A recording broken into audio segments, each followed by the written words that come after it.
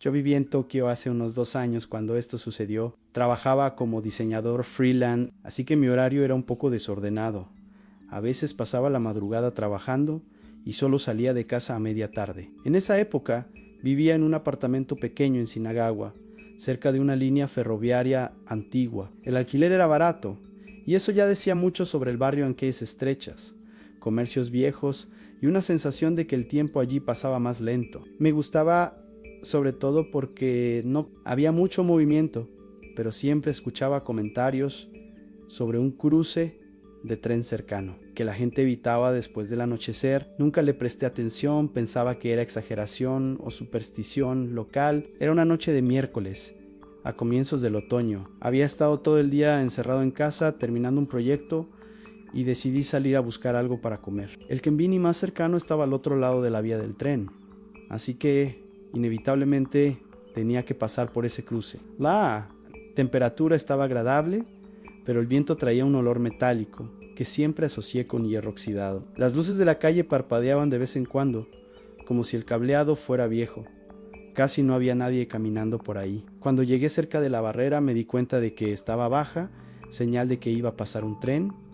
Me detuve, me apoyé en un poste y esperé. Fue en ese momento que noté un silencio extraño. No era solo la falta de gente, era como si hasta los sonidos de la ciudad estuvieran amortiguados. El ruido del tren vino poco a poco, primero como un zumbido lejano, luego ese estruendo metálico que hace vibrar el suelo. Me distraje mirando los vagones pasar, todos grafiteados y algo desgastados, hasta que de repente la barrera comenzó a levantarse. Pero, junto con ella, algo llamó mi atención al otro lado de las vías. Era una figura baja, encorvada, que parecía levantarse del suelo. Al principio pensé que era alguna anciana que se había tropezado y estaba poniéndose de pie, pero la forma en que se levantó fue incorrecta. No tuvo ese movimiento natural de alguien apoyando las rodillas o usando los brazos para ayudarse. Fue como si hubiese flotado unos centímetros antes de ponerse de pie. Ella vestía un abrigo marrón desgastado,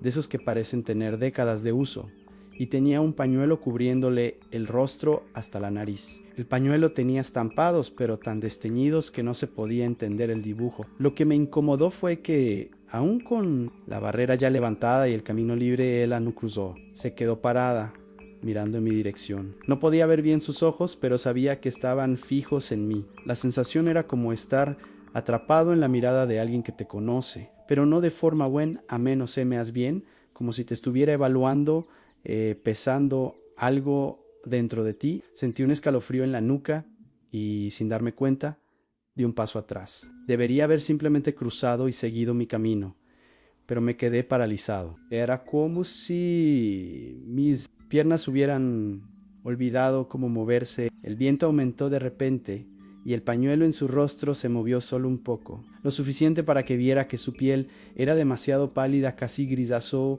con un aspecto seco como papel viejo. No sé explicar por qué, pero en ese momento sentí que si seguía mirando unos segundos más, algo malo iba a pasar. No era solo miedo, era esa certeza irracional que golpea en el fondo del estómago. Fue entonces que escuché un ruido metálico fuerte, como si algo hubiera caído justo detrás de mí. Cuando me volteé, no había nada en el suelo, solo la calle vacía. Miré de nuevo a las vías y en ella ya no estaba allí. No podía haberse alejado tan rápido y no había ningún callejón o esquina cerca para esconderse. El cruce estaba completamente vacío. Intenté convencerme de que quizás lo había imaginado, pero el escalofrío seguía ahí, y la sensación de estar siendo observado me acompañó hasta el Konbini. Compré lo que necesitaba y volví rápido, sin mirar a los lados. Pero incluso en casa tuve la impresión de que algo pasó por la ventana, como una sombra lenta, de esas que percibes con el rabillo del ojo. Al día siguiente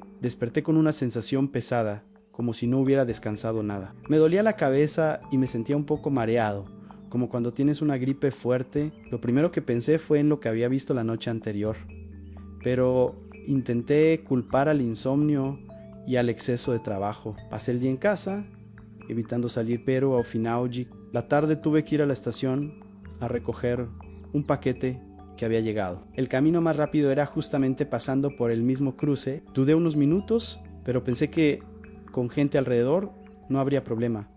Cuando llegué el escenario era otro. La calle estaba llena de peatones y autos, y el ruido de los motores y las conversaciones cubrían cualquier silencio extraño. La barrera estaba baja y todos esperaban normalmente, pero mientras el tren pasaba, noté a una señora a mi lado, con abrigo marrón y un pañuelo en el rostro. Estaba parada, inmóvil, mirando fijamente al lugar donde vi a la figura el día anterior.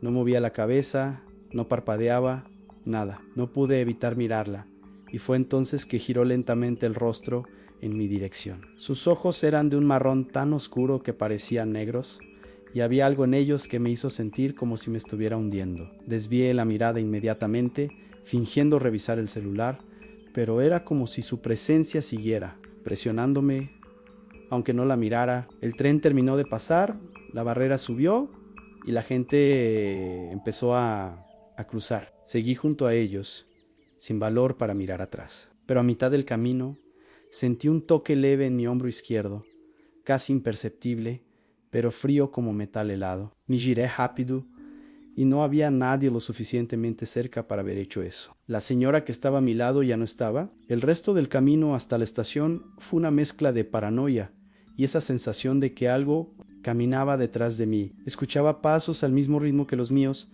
pero cada vez que paraba, el sonido también paraba. Dentro de la estación, intenté distraerme mirando las tiendas y las máquinas expendedoras, pero todo parecía más silencioso de lo normal. Recogí el paquete y volví a casa por otro camino, dando una gran vuelta solo para no pasar por el cruce. Aún así, esa noche desperté unas 3 veces con el sonido lejano de una campana.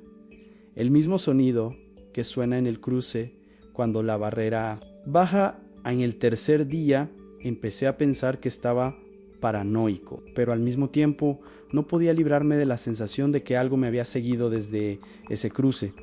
Todo empezó a salir mal. En el trabajo perdí 2 clientes importantes de repente, alegando que habían encontrado a alguien más confiable. Mi computadora se trabó y se quemó una pieza cara, dejándome sin poder trabajar bien. Incluso una maceta que me gustaba mucho se cayó sola del estante y se rompió en 1000 pedazos. Sabía que parecía coincidencia, pero empecé a recordar las historias que había oído sobre mala suerte extrema después de ver a esa mujer. Ese mismo día recibí un mensaje de un amigo japonés que vivía en el barrio desde hace años. Nunca le había comentado nada sobre el cruce, pero me preguntó de repente si ya había visto a la vieja del pañuelo. Cuando le dije que sí, me respondió casi de inmediato: evita pasar por ahí de noche y nunca mires sus ojos por mucho tiempo. Eso me dio un frío en el estómago porque no le había contado que le había mirado a los ojos el día anterior. Pregunté por qué, pero tardó horas en responder. Cuando finalmente escribió, solo dijo: no quiero hablar de eso por mensaje. Esa noche decidí llamarlo. Cuando contestó, su voz estaba baja, casi susurrando. Me contó que el cruce era conocido como Granny Crossing y que, según la historia local, una anciana murió allí de forma horrible, atropellada por un tren, hace décadas. Desde entonces, aparecía siempre que la barrera se levantaba, mirando fijamente a quien estuviera cerca, y que, cuando alguien la miraba demasiado tiempo, la vida de esa persona empezaba a desmoronarse. Accidentes, enfermedades, pérdidas. También dijo que en algunos casos la gente la veía varias veces seguidas, hasta volverse loca o morir. Los monjes ya intentaron purificar el lugar, pero no sirve, dijo, antes de cambiar abruptamente de tema, como si no quisiera continuar.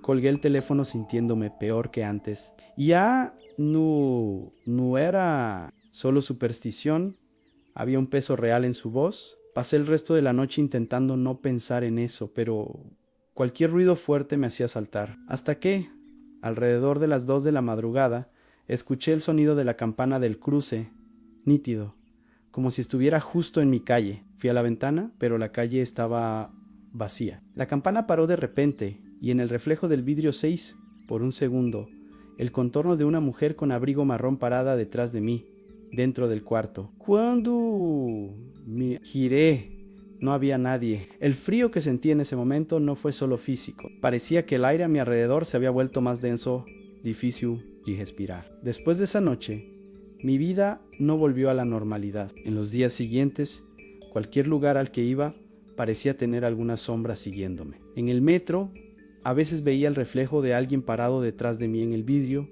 pero al girar no había nada. En un mercado escuché a alguien llamarme por mi nombre, pero nadie cerca me había mirado. En dormir se volvió casi imposible. Siempre que cerraba los ojos sentía esa misma presencia parada al lado de la cama, como si me observara. No importaba si la luz estaba encendida o apagada, la sensación era la misma, no estaba solo. Entonces decidí que tenía que volver al cruce, pero no para cruzar.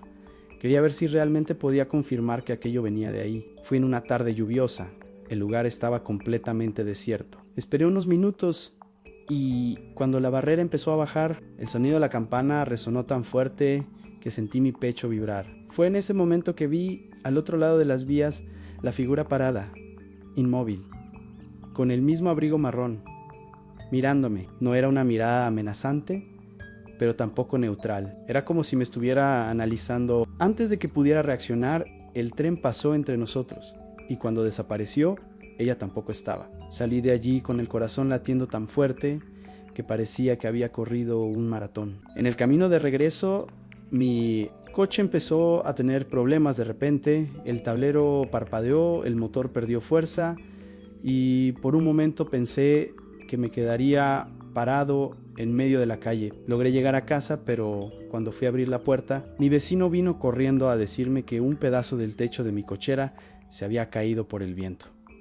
Eso nunca había pasado antes y ni siquiera llovía tan fuerte. Fue entonces cuando recordé lo que me habían dicho sobre la mala suerte de quien veía a esa mujer. Y empecé a juntar las piezas en los días siguientes.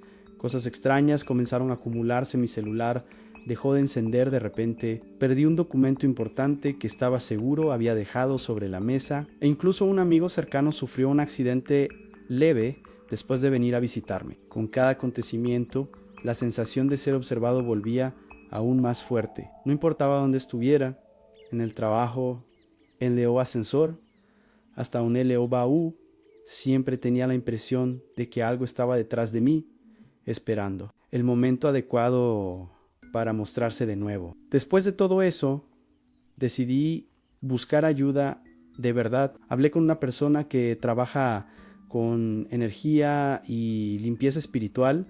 No suelo creer en esas cosas, pero estaba en mi límite. Ella vino a mi apartamento, hizo unos rituales con incienso y pronunció unas oraciones. Dijo algunas cosas que ni entendí bien, pero comentó que algunas presencias pueden pegarse a uno y solo se van si haces un esfuerzo consciente para liberarte de ellas. La sensación de peso y la constante sensación de ser observado fueron disminuyendo poco a poco en las semanas siguientes. No voy a mentir, todavía tengo miedo de pasar por ese cruce, especialmente de noche. Pero lo más extraño es que desde que ella hizo la limpieza, no he tenido más esa mala suerte absurda. Claro, la vida no se volvió perfecta, pero las cosas malas que venían pasando se detuvieron. Todavía tengo pesadillas con esa mujer del abrigo marrón y el pañuelo, y a veces despierto sintiendo un frío en la nuca, pero al final